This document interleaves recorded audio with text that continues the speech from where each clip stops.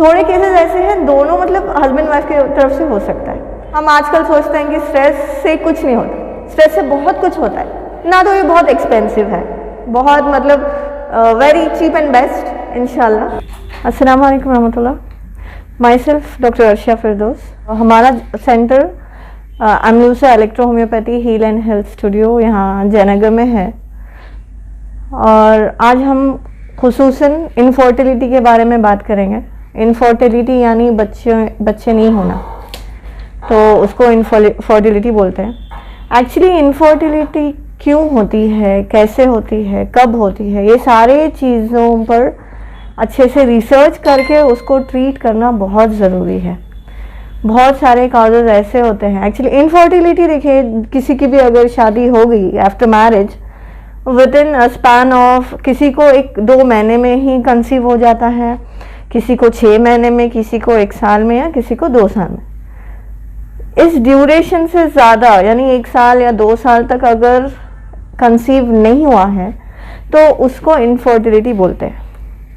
It has to be treated. अगर 1 साल 2 साल तक नहीं हुआ कंसीव तो उसको ट्रीट कराना बेहतर है।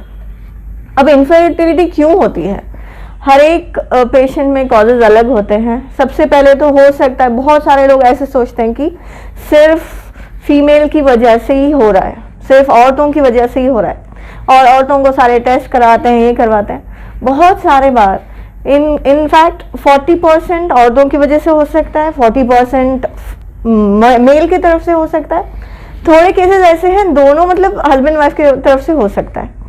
तो थोड़े बार क्या होता है, मतलब ऐसे होता है पीसीओडीज अगर हो जाए, फीमेल्स में अगर मेंस्ट्रुएशन साइकिल्स नहीं हो रहे, पीरियड्स टाइम पे नहीं हो रहे, तो ये एक सिम्टम है।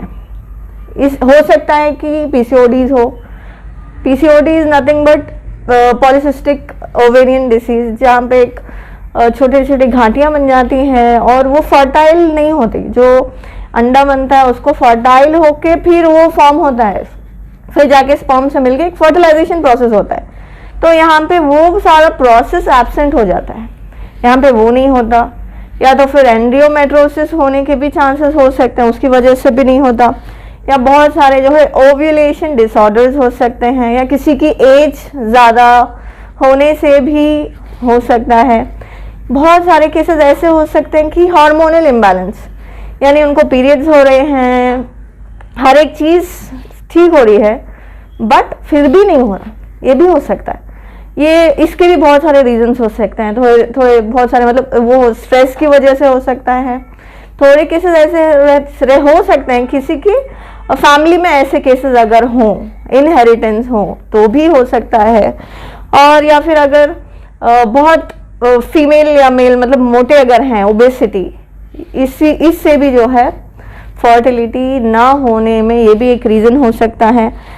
और आजकल जो है डाइट जो है, खाना ठीक से नहीं हो रहा है, बहुत से मतलब जंक फूड जो भी खा रहे हैं, उसकी वजह से भी हार्मोनल इम्बैलेंस हो सकते हैं। ज़्यादा स्ट्रेस, हम आजकल सोचते हैं कि स्ट्रेस से कुछ नहीं होता, स्ट्रेस से बहुत कुछ होता है।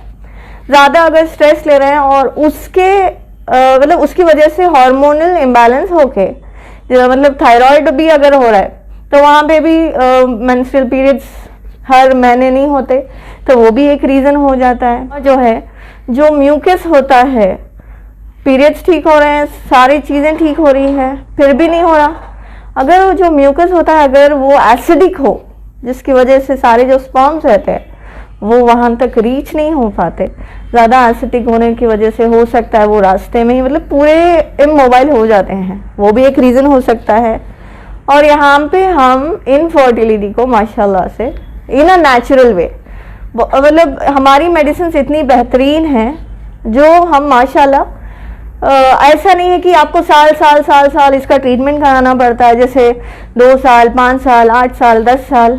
ऐसे लोगों से हम मिले हैं जो टायर्ड, मतलब उन्होंने बहुत सारी चीज़ें करी हैं, IVF भी कराया है, फिर भी नेगेटिव, फिर भी नो रिजल्ट्स। हमारे यहाँ कोई सर्जरी नहीं होती, कोई स्टेरॉइड्स, कोई हार्मफुल केमिकल्स नहीं होते, completely natural medicines होते हैं, which are electro homeopathy medicines. Since we are electro homeopathy practitioners, हमारे इलेक्ट्रो होम्योपैथी मेडिसिन से ही हम माशाल्लाह से बेहतरीन इलाज देते हैं, और साल साल लेने की ज़रूरत भी नहीं है। मैक्सिमम किसी को सपोज 3-4 साल तक भी, 4 साल से भी अगर नहीं हो रहा है, हो सकता है 1-2 महीने में ही हो जाए माशाल्लाह से, या फिर मैक्सिमम हम लोग 6 मंथ्स तक देते हैं। और इंशाल्लाह सुमा इंशाल्लाह बहुत सारे केसेस पॉजिटिव आएंगे और सर्जरी की भी ज़रूरत नहीं होगी। और ये इस चीज़ को क्यों लें, मतलब क्यों इलेक्ट्रो होम्योपैथी को चूज़ करें, why not the other options. बहुत सारे ऑप्शंस हैं विच आर नॉट सेफ। ये लेने से बहुत सारी दूसरी चीज़ें भी मतलब साइड इफ़ेक्ट्स हैं, लेकिन अल्हम्दुलिल्लाह इसमें ना तो साइड इफ़ेक्ट्स हैं, ना तो ये बहुत एक्सपेंसिव है, बहुत मतलब वेरी चीप एंड बेस्ट इंशाल्लाह, एंड रिजल्ट ओरिएंटेड। जज़ाकल्लाह खैर। अस्सलाम वालेकुम रहमतुल्लाहि व बरकातुहू। मेरा नाम doctor Mohammad Nazir, electro homeopathy practitioner. हमारा clinic Amlusa electro homeopathy heal and research centre है, जो जयानगर 9 ब्लॉक पे है, अपोजिट बेबी बॉर्न बेबी पर। अब आज हमारा जो मुद्दा था, आज हमारा जो इशू है वो है एक हमारी समाज का इनफर्टिलिटी। मोस्ट प्रोबेबली होता है कि इनफर्टिलिटी का मतलब आने से ये समझते हैं कि ये केस सिर्फ और सिर्फ लेडीज़ में ही होता है। ऐसा नहीं है, क्योंकि ये इससे जेंट्स में भी हो सकता है। इसका रीज़न ये है कि जेंट्स में होने के लिए कई कॉजेज़ है, क्योंकि आजकल के लॉ मोस्ट प्रोबेबली आज के दौर में जो क्या है, स्ट्रेस बहुत ज़्यादा है। और हमारे पास स्ट्रेस के अलावा एक मेजर रीज़न जो है आज जो इशू हो रहा है इनफर्टिलिटी का, वो ये है कि हमारे डिज़ायर्स ज़्यादा हो गए हैं और नेसेसिटीज़ कम हो गए हैं। So we are preferring upper priorities हमारे डिज़ायर्स पे है, नेसेसिटीज़ पे नहीं है, तो स्ट्रेस है।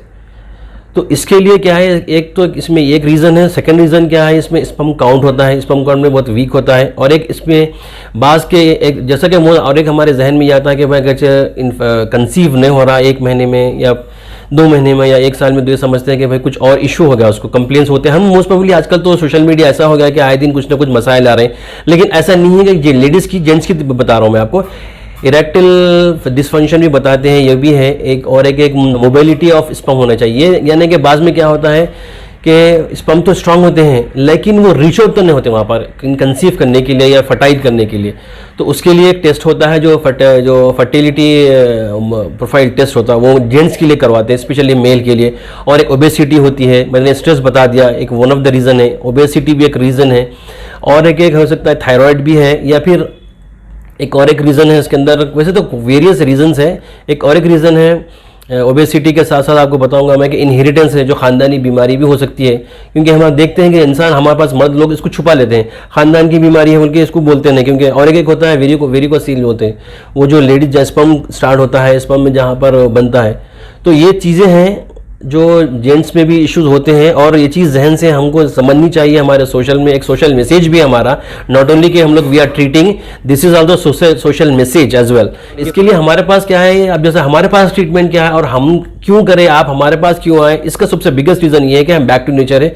There is no surgery, there is no side effect, this is completely back to nature. और हमारी जो इलेक्ट्रो होम्योपैथी प्रैक्टिस, ये जो मेडिसिन है, इसके अंदर कोई हार्मफुल नहीं है, कोई सर्जरी नहीं है। और यहाँ पर ऐसा नहीं है कि कोई कई सालों से हम काम कर रहे हैं, कई दूसरी चीज़ें भी हम क्या करते हैं हमारी मेडिसिन के साथ। हमारी मेडिसिन जो होती है कई ऐसे फॉर्म्स में होते हैं, जो लिक्विड फॉर्म में होती है, एप्लीकेशन फॉर्म में होती है, तो हम इस पर ट्रीट करते हैं। और अल्हम्दुलिल्लाह इन पास्ट में हमारे कई ऐसे पेशेंट्स भी हैं जो ऑलरेडी ट्रीटेड हो रहे हैं। और हमारे पास हम क्या करते हैं, ये ट्रीटमेंट के साथ हम सपोर्टिव एक होता है जो नेचुरल चीज़ है, जो तिब्ब नबी सल्लल्लाहु अलैहि वसल्लम से प्रूवन है, दैट इज़ कॉल्ड हिजामा। सो वी डू हिजामा एज वेल अल्हम्दुलिल्लाह। तो हम फिलहाल इनफर्टिलिटी पे काम कर रहे हैं, और हिजामा इज अ सपोर्टिव, और supportive not only the male और द फीमेल भी है यहाँ पर अल्हम्दुलिल्लाह। और हमारे पास नॉट ओनली ये फर्टिलिटी का, बस जितने भी वेरियस क्रॉनिक जितने भी डिजीजेस है इस पर हम वर्कआउट करते हैं, जैसा कि पाइल्स है, फिस्टोला है, स्टोन्स है, और वेरिकोस वेन का है, शाइटिका नर्व है, इनफर्टिलिटी है, एस्थमा है, यानी जितने डिजीजेस हैं हमारे डिजीज पे हम यहाँ पर काम होता है। लेकिन फिलहाल हम जो वर्कआउट कर रहे हैं यहाँ पर, हमारा कैंसर पैलिएटिव सेंटर भी ऑलरेडी है यहाँ पर, तो हम हिजामा एज अ सपोर्टिव काम करते हैं, और रिजल्ट अल्हम्दुलिल्लाह it's a miracle result. So do come and treated us. जज़ाकुमुल्लाह खैर। सर आपसे कांटेक्ट करना है तो हम कांटेक्ट करने के लिए नीचे जो नंबर दिया गया है वो नंबर पर कांटेक्ट कीजिए, वहाँ पर हमारा लोकेशन भी है। जज़ाकुमुल्लाह।